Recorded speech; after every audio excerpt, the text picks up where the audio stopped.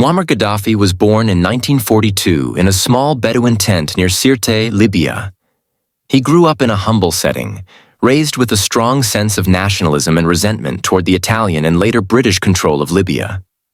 As a young man, he admired Egypt's leader, Gamal Abdel Nasser, and his pan-Arabist ideology. This admiration shaped Gaddafi's vision for Libya and the Arab world. In 1969, at just 27 years old, Gaddafi led a bloodless coup against King Idris, overthrowing the monarchy and establishing the Libyan Arab Republic. He positioned himself as a revolutionary, rejecting Western influence and expelling American and British military bases from Libya. He quickly nationalized the country's oil resources, using the newfound wealth to fund infrastructure, healthcare, and education. Under his rule, Libya's literacy rate soared, and the country enjoyed one of the highest living standards in Africa. Gaddafi saw himself as a champion of the oppressed, advocating for African and Arab unity. He promoted the idea of a United States of Africa and funded liberation movements across the world. However, his vision of pan-Arabism faltered as other Arab leaders distanced themselves from his radical ideas. His policies and outspoken defiance of Western powers made him a controversial figure.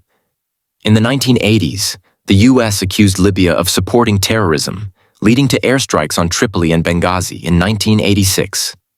In response, Gaddafi continued his anti-Western rhetoric, but by the early 2000s, he sought reconciliation with the international community, renouncing weapons of mass destruction and improving relations with the West.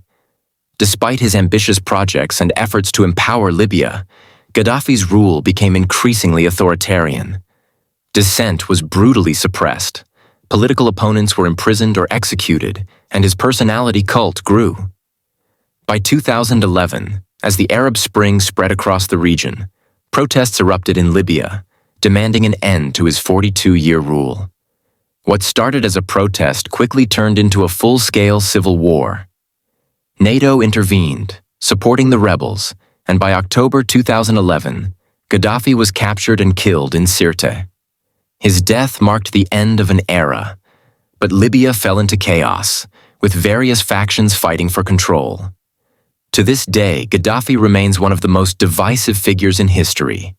To some, he was a ruthless tyrant, who crushed opposition and ruled with an iron fist. To others, he was a hero, who defied the West, uplifted Libya, and fought for African independence. His legacy continues to spark debate. Was he a dictator or a visionary?